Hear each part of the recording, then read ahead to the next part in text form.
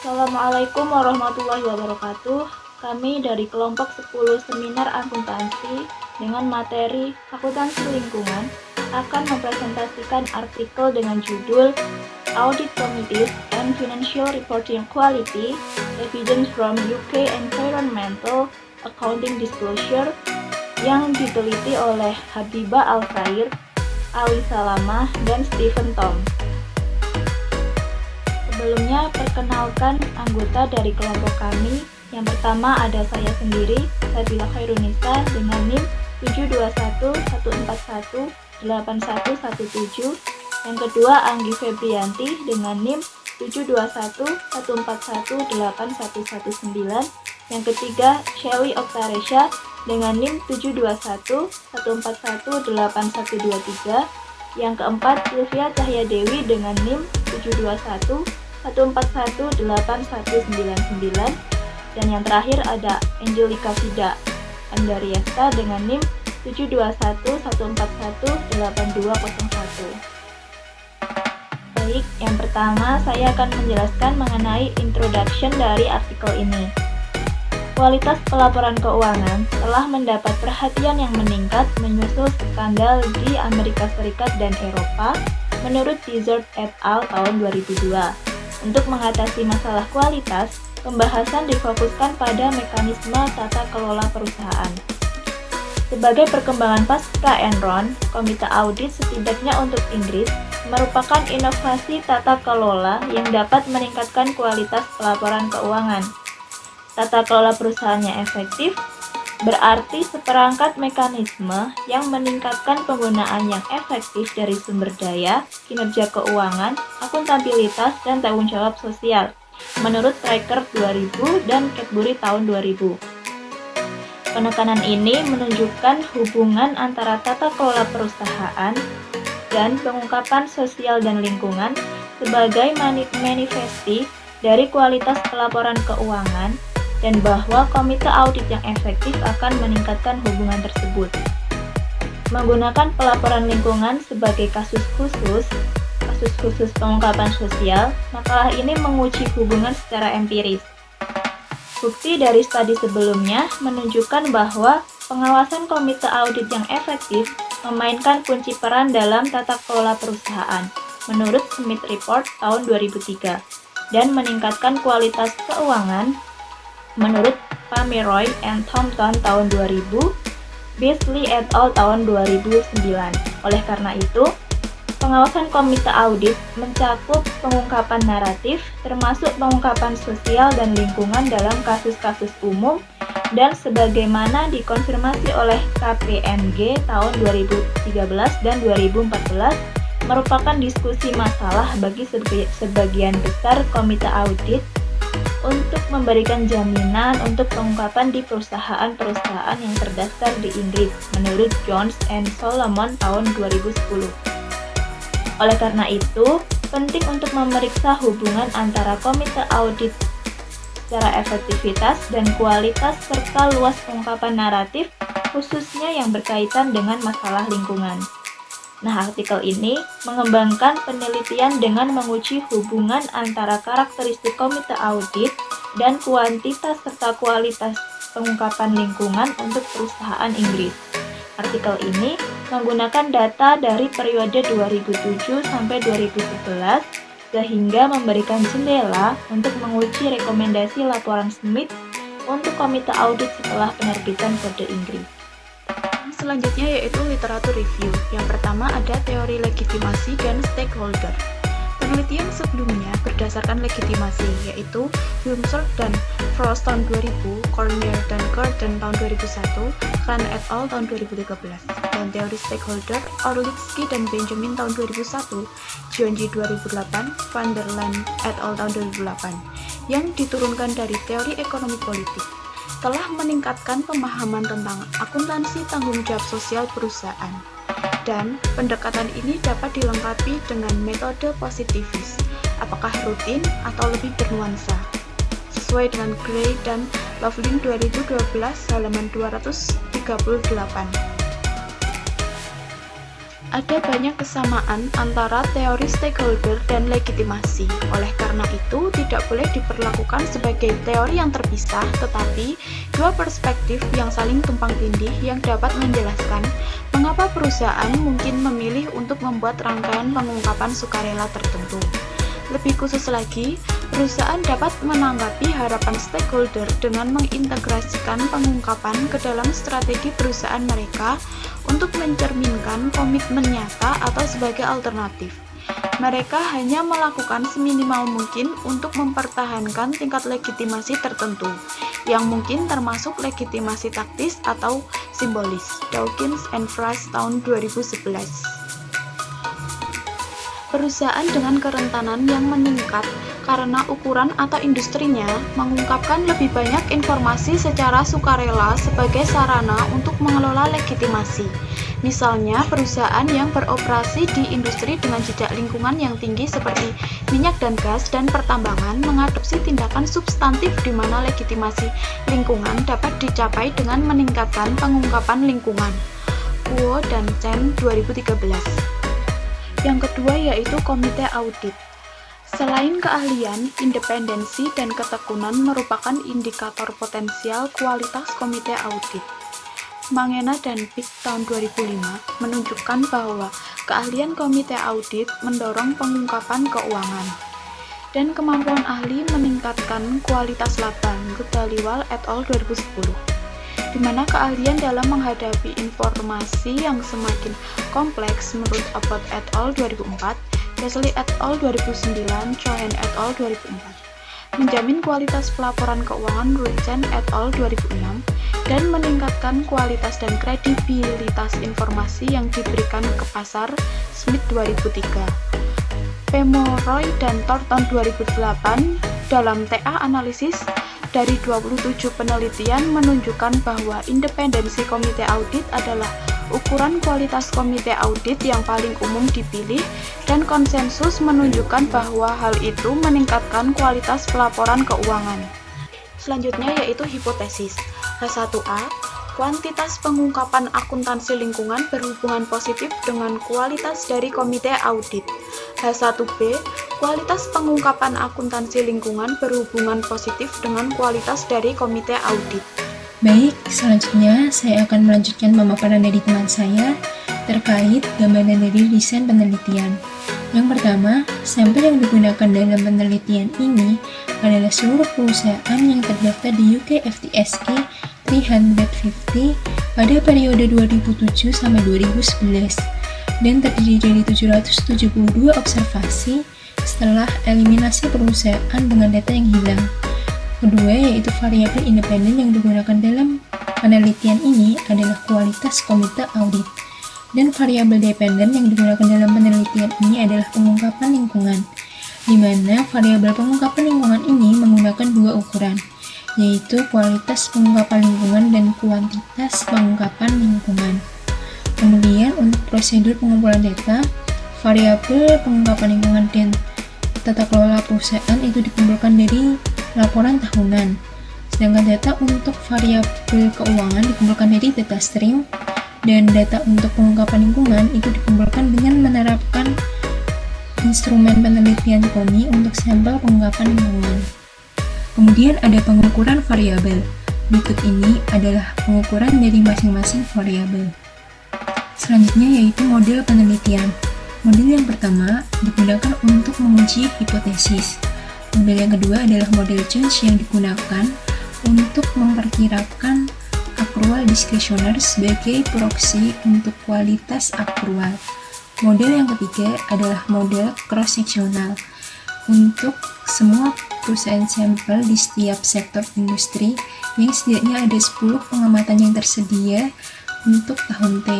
Kemudian untuk model keempat dan juga yang kelima itu digunakan untuk setiap perusahaan sampel akrual non-diskresioner dan akrual diskresioner absolut. Perkenalkan, saya Sylvia, NIM 199. Di sini saya akan melanjutkan presentasi mengenai result and discussion. Model analisis yang digunakan pada penelitian ini ada dua macam, yaitu statistik deskriptif dan uji empiris. Yang pertama, statistik deskriptif. Bisa dilihat tabel di samping, statistik deskriptif ditunjukkan min untuk aktual adalah 0,83 yang lebih tinggi dari angka ekuivalen 0,16. Hal ini diterapkan untuk sampel perusahaan Inggris FTSE 350 antara tahun 2001 hingga 2004.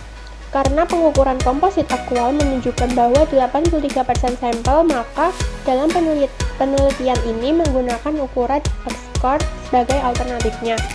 Nilai rata-rata untuk X-score adalah 5,817 dengan rentang nilai 1 sampai nilai 8.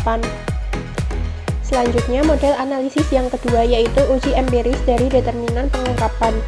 Yang pertama, pengujian dalam model 1.1 menunjukkan bahwa aktual meningkatkan volume pengungkapan meskipun signifikasinya marginal. Oleh karena itu, ada dukungan yang lemah untuk hipotesis kuantitas atau volume pengungkapan akuransi lingkungan. Yang kedua, pengujian dalam model 1.2 aktual berpengaruh positif dan signifikan terhadap kualitas pengungkapan. Ada dukungan yang kuat di sini untuk hipotesis kualitas pengungkapan akuntansi lingkungan.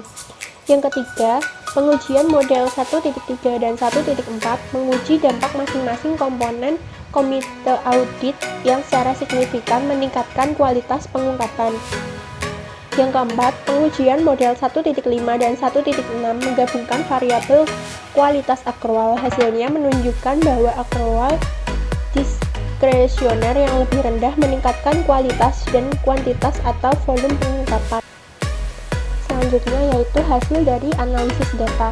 Dari artikel ini telah dilakukan penelitian tentang bagaimana kualitas komite audit itu mempengaruhi tingkat kualitas dan kuantitas atau volume pengungkapan akuntansi lingkungan. Dari penelitian tersebut, di sini disajikan hasil dari penelitiannya yaitu yang pertama, komite audit berpengaruh positif dan signifikan terhadap kualitas pengungkapan akuntansi lingkungan dan di sini mendapatkan dukungan yang kuat. Yang kedua, komite audit berpengaruh positif dan signifikan terhadap kuantitas atau volume pengungkapan akuntansi lingkungan. Di sini mendapatkan dukungan yang lemah. Saya Angelika Vidana Resta NIM 72114182201 akan melanjutkan presentasi dari rekan saya. Di sini saya akan menyampaikan terkait conclusion atau kesimpulan. Dari artikel kelompok kami terdapat 4 kesimpulan. Yang pertama, bukti lebih kuat mendukung hipotesis H1B dibandingkan hipotesis H1A, di mana kualitas komite audit cenderung meningkatkan kualitas pengungkapan akuntansi lingkungan daripada kuantitas atau volume pengungkapan akuntansi lingkungan. Yang kedua, dibandingkan dengan komite audit, peran dewan atau dalam ukurannya memiliki dampak yang lebih kecil terhadap pengungkapan akuntansi lingkungan. Yang ketiga, perusahaan yang lebih besar memiliki kuantitas atau volume dan kualitas pengungkapan akuntansi lingkungan yang lebih besar. Dan yang terakhir, yang keempat, perusahaan dengan pemegang saham blok cenderung memiliki kuantitas atau volume pengungkapan akuntansi lingkungan yang lebih besar meskipun tidak ada faktor yang berdampak pada kualitas pengungkapan akuntansi lingkungan. Selanjutnya, saya akan menjelaskan terkait temuan yang ada pada artikel kami. Yang pertama, leverage dan arus kas tahun sebelumnya masing-masing mendorong kuantitas atau volume dan kualitas pengungkapan akuntansi lingkungan yang lebih tinggi, tetapi hanya untuk perusahaan kecil di sejumlah industri yang terbatas. Yang kedua, perusahaan minyak dan gas cenderung menghasilkan kuantitas atau volume tertinggi dan kualitas pengungkapan tertinggi dan layanan keuangan paling sedikit yang mencerminkan perbedaan lingkungan sensitivitas pengelompokan industri ini. Dan yang terakhir, yang ketiga, pengungkapan lingkungan sebagian besar bersifat sukarela dan didorong oleh pasar. Dan analisis memberikan wawasan tentang faktor penentu pengungkapan tersebut dan pengaruh komite audit tentang perilaku pengungkapan. Selanjutnya, saya akan menyampaikan terkait keterbatasan dalam penelitian ini. Dalam penelitian ini terdapat 3 keterbatasan. Yang pertama, sampel dibatasi untuk sebagian besar perusahaan di Inggris dengan auditor Big Four, sehingga kualitas perusahaan audit dan efek audit eksternal dari pengungkapan akuntansi lingkungan tidak dapat dievaluasi. Yang kedua, studi hanya berkaitan dengan pengungkapan akuntansi lingkungan dalam laporan tahunan perusahaan. Dan yang terakhir, penelitian hanya fokus dilakukan di Inggris. Selanjutnya, saya akan menyampaikan terkait saran penelitian dari artikel kelompok kami. Yang pertama, pengungkapan akuntansi lingkungan dapat diperluas untuk mencakup kategori pengungkapan lainnya, termasuk sosial, karyawan, dan pengungkapan pemangku kepentingan lainnya. Yang kedua, penelitian lebih lanjut tentang hubungan dalam konteks internasional dapat bermanfaat, khususnya di negara Amerika Serikat, di mana persyaratan pengungkapan lebih menuntut termasuk detail informasi tentang komite audit. Oke, selanjutnya adalah telaah introduction. Yang pertama, fenomena gap sudah jelas. Yang kedua, research gap cukup banyak dan jelas. Yang ketiga, telaah mengenai riset terdahulu cukup jelas, namun masih terbatas. Yang keempat, terdapat alasan dalam pemilihan sampel. Yang kelima, tidak menjelaskan orisinilitas penelitian. Dan yang terakhir, introduction sudah bisa menjelaskan inti dari penelitian. Yang selanjutnya yaitu ada telaah literatur review. 1. Grand teori yang digunakan tidak dijelaskan secara rinci. 2. Tidak terdapat literatur review untuk masing-masing variabel yang digunakan dalam penelitian. 3. Menggunakan banyak referensi penelitian terdahulu. Baik, selanjutnya saya akan menyampaikan telaah dari desain penelitian. Yang pertama, di dalam artikel ini tidak menggunakan metode penelitian sesuai dengan konsep jurnal penelitian ilmiah, sehingga penjelasan metode penelitian ini masih kurang lengkap. Kemudian yang kedua, di dalam desain penelitian ini, variabel independen dan variabel dependen yang digunakan itu tidak dijelaskan secara jelas. Kemudian yang ketiga, untuk pengukuran variabel itu yang digunakan itu telah dijelaskan dengan jelas. Kemudian yang keempat, penjelasan model penelitian itu telah dijelaskan cukup baik dan juga ringkas. Selanjutnya yaitu telaah result and discussion. Jadi kelompok kami setelah membaca dan memahami artikel ini telah didapatkan beberapa poin di sini untuk result and discussion. Yang pertama, tidak dijelaskan secara langsung dan rinci mengenai penjelasan hasil dari setiap hipotesisnya. Dalam artikel ini, hasil penelitian dari hipotesis disajikan secara tersurat, jadi kelompok kami perlu menyimpulkan sendiri. Yang kedua, perlu pemahaman berulang untuk memahami isi penjelasan dari analisis data, karena artikel ini diteliti oleh bukan orang Indonesia. Jadi kelompok kami terdapat keterbatasan dalam bahasa dan perlu pemahaman yang mendalam. Yang ketiga, terdapat beberapa model pengujian yang digunakan dan telah disajikan dengan cukup baik dan jelas. Terima kasih. Sekian dari saya. Selanjutnya akan dijelaskan oleh teman saya. Terima kasih. Selanjutnya, saya akan menyampaikan terkait telaah conclusion atau kesimpulan. Menurut kelompok kami, kesimpulan yang telah dipaparkan oleh peneliti dalam artikel sudah cukup baik. Kemudian, keterbatasan dalam penelitian juga telah disampaikan dengan jelas. Dan saran untuk penelitian selanjutnya juga telah disampaikan dengan jelas dan sangat baik. Jadi, secara keseluruhan, kesimpulan sudah cukup baik dan lengkap karena sudah terdapat saran serta keterbatasan. Selanjutnya, saya akan menyampaikan terkait telaah secara umum dari artikel kelompok kami. Yang pertama, belum terdapat abstrak dalam artikel ini. Yang kedua, penjelasan terkait variabel masih belum jelas dan perlu diidentifikasi lebih lanjut. Dan yang terakhir, referensi yang digunakan dari penelitian terdahulu cukup beragam. Sekian Sekian presentasi dari kelompok kami, kurang lebihnya kami mohon maaf. Terima kasih.